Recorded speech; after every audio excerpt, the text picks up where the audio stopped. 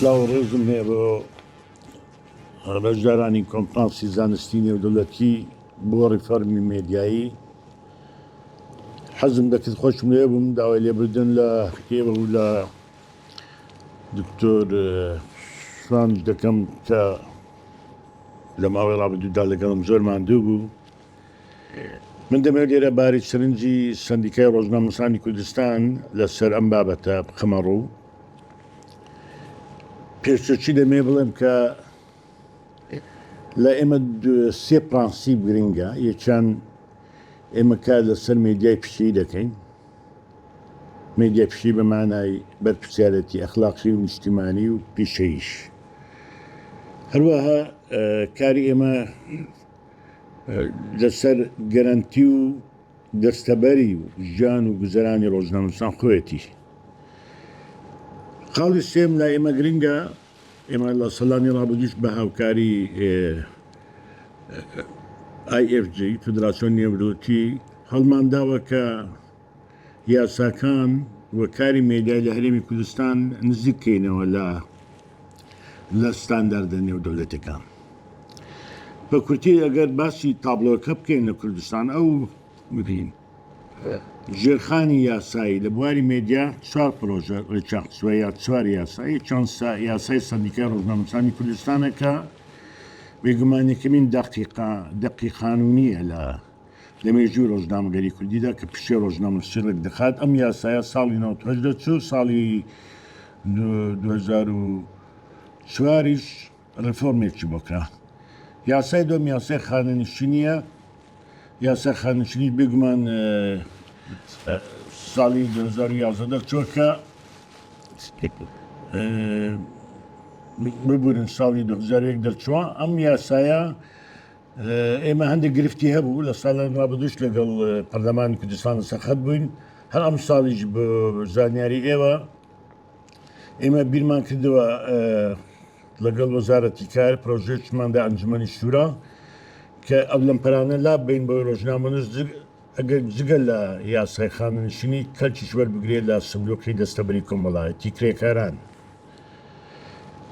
یاسای سێم بێگومان یاسای ڕۆژنامەگەریە کە یاسای ژمارە 35 ساڵی 2007 کە بۆ خۆشی لە ئەسڵدا پرۆژەی سەندیکای ڕۆژنامەنووسانی کوردستانە کە کاری ڕۆژنامەگەری لە کوردستانە ڕێک دەخات و ئەم یاسایە زۆر گشتگیر نییە، بەڵام چار خاڵ لا ئێمە زۆر گرنگ بوو کە لەناو یاساکەدا جێ بکرێتەوە. چەند پشتیوانیکردنە بۆ ڕۆژنامەنووسەوە تا حەسانەی ڕۆژنامەنووسی ئەو قاڵانێک کە هاتوون پەیوەندیان بە ڕۆژنامەنووس و ئامادەبوونی و هاوکاری نێوان سەندیکا و مەحکەمە. خاڵی دووەم بوون یعنی گرنگیدان بە دەسەڵاتی ڕۆژنامەگەری وەکو دەسەڵاتێکی سەربەخۆ، وەکو لە کایەی سەربەخۆی مێدیادا. خاڵی سێم نهێشتنی سانسۆرە. چوارەم پەنابردنە بەر غەرامە لە زیاتی ئەوەی کە ڕۆژنامەنووس دەستگیر بکرێ یا بەند بکرێ. ئەمە دەتوانم بڵێم بنەما سەرچەکانی یاسای ڕۆژنامەگەری. بێگومان ئەم یاسای ساڵی 2007 دەرچووە، ئێستا ئێمە لە ساڵی 2026 بێگومان زۆر شت گۆڕاوە هەم لە مێدیا هەم لە تەکنۆلۆژیا مێدیا و لە کوردستان بەگشتی. ئێمە دەمەوێت بڵێم کە سەندیکای ڕۆژنامەنووسانی کوردستان لە خولی ڕابردووی پەرلەمان پرۆژەیەکی خستە بەردەم بە هەمان ئەو ناونیشانێکەوە کۆنگرەکە هەڵی گرتووە. ئەویش نەخشە ڕێگای ڕێفۆرمی مێدیایی بوو لە هەرێمی کوردستان. ئەم نەخشە ڕێگایەمان بە هاوکاری IFJ و کۆمەڵێک لە لایەنی دیکەی سپۆنسەر ڕێخستبوو و لەگەڵ پەرلەمانی کوردستان دانیشتین و لیژنەی بۆ تەشکیلکرا. بەداخەوە ئەو کۆمەڵێک دەزانن کە ئێستا پەرلەمان پەچ کەوتووە و ئێمە هەموو ئەوەی کە پێویست بوو بێگومان ئێمە ڕیفۆرمی یاسای سەندیکا خۆشی و ڕیفۆرمی یاسای ڕۆژنامەگەریشمان ئامادە کردووە. ماوەیەکی زۆر کارمان لەسەر کرد وە گفتوگویەکی زۆریشمان کرد لە خولی ڕابردوو لەگە پەرلەمانی کوردستان ئایا کۆمەڵێک یاسا دەربچن یان هەمیان بکرێن بە یەک پاکێج. ئێمە لەگەڵەوەدا بووین کە لە یاسای ڕۆژنامەگەری بێگومان زۆر کەس بازەوە دەکات کە یاسای ڕۆژنامەگەری تەنها تایبەتە بە نووسرا و لە ڕاستی داوا نییە. ئەم یاسایە گشتگیرە بەڵام لەبەرەوەی یاسای دیکە نەبوون لە کوردستانە بۆ نمونە تا ئێستا لە حکوم لاگرزانن یاساک نییە بۆ ڕخستنی پەخشی رادیۆ و تەلەڤیزیۆن و مەسلەکانی کەش ماون کە دەبێت چارەسەر بکرێت. یەک لەمانە مەسلەی سۆشیال میدیایە. سۆشیال میدیا بێگومان سەرەتا میدیای خەڵک بوو بەشێک بوو لە بەشداری تاک لە ممارسەکردنی ئازادی خۆی.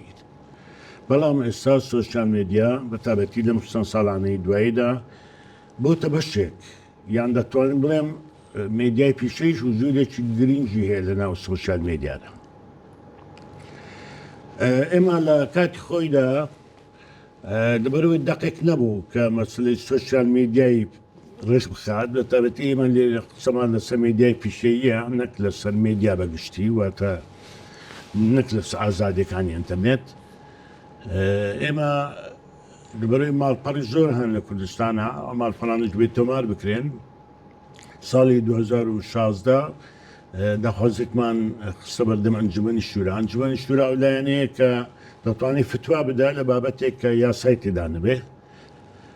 ئەنجومەنی شورا بڕیاریدا کە ماڵپەڕەکانی هەواڵ و زانیاری میدیایی لە سەندیکای ڕۆژنامەنووسانی کوردستان تۆمار بکرێن تا ئەو ڕۆژەی لە پەرلەمانی کوردستان ئەمنەماییەکلا دەبێتەوە. ئێمە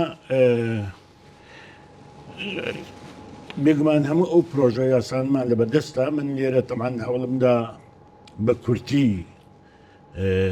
قسەکان بکەم. چاوەڕێی ئەوەم ئێمە لە خوازیاری ئەوەین بە زووتری کات پەرلەمانی کوردستان دەست بەکار بێت بۆی بتوانە پرۆژانش بخینە بەردەمی و پرۆژەیە چێ لە کوردستان بێگومان ئێمە دەبێت ئاماژەی پێ بکەین کە زۆر گرنگە. یاسای بەدەستهێنانی زانیاری کە لە کوردستان دەرچووە لە عێراق دەرنەچووە. ئەم یاسایە لە کوردستان هەیە بەداخەوە. ئەم یاسایە سەرڕایی کەم و کوڕی نەیتوانیوە تەطبیقاتی هەبێ لە مەحاکمی کوردستان لە برەوەی هەندێک گرفتی هەیە هەم بۆ خۆی هەم بە یاساکەش. ئێمە چاوەڕێی ئەوەین کە پرۆژە و پێشنیارەکانتان بە فەرمی بدرێتە سەندیکا بۆی بتوانین کارەکان پێکەوە تەواوی بکەین. ئەوەی کە دەستماندا بێت تەواوی بکەین خوا بەخوازیار بە هیوای ئەوەی کە پەرلەمانی کوردستان کە نازانم کەی دەست بەکار بێتەوە بۆی بتوانین ئەم کارانە پێکەوە تەواو بکەین. خاڵیچکەشێک کە زۆر گرنگە پرۆژەی ئەنجومەنی نیشتیمانی میدیایە. ئێمە مەبدەیەکێ لە لایەن هەموو سەندیکاکان و لە دنیاشدا ئەمە باوە کە یەکێک لە پرانسیپەکان بریتە لە خۆڕێخستنی ڕۆژنامەنووسان خۆیان. واتە کاتی من باسی ئەنجومەنی نیشتیمانی میدیا دەکەم مەبەستم ئەو تاقیکردنەوە ئەزمونانە نییە کە ئەو وڵاتانەی میدیا هی حکوومەتە. ئەنجومەنی نیشتیمانی میدیا ئێمە پرۆژەکەیمان ئامادەکردووە لەناو ئەو نەخشە ڕێگایەدایەوە پێمان وایە کە بتابەتی گفتوگوێکی گەرم لەسەر دادگا و مەحکەمە هەیە ڕەنگی تا حدێک زۆر تا ڕادێک زۆر ئەم گرفتشمان لە کۆ بکاتەوە بەتابەتی دەوێتە مەسلەی محاسبەکردنی ڕۆژنامەنووسان لە کاتی پێشکردنی ئیتیچکاری ڕۆژنامەگەری. جاش کە سپاس بۆ ئەم لایەک من زۆر بە کورتی قسەکانم کرد بۆی بتوان وەختێک زۆر لێوە نەبم. دەستان خوش بێت.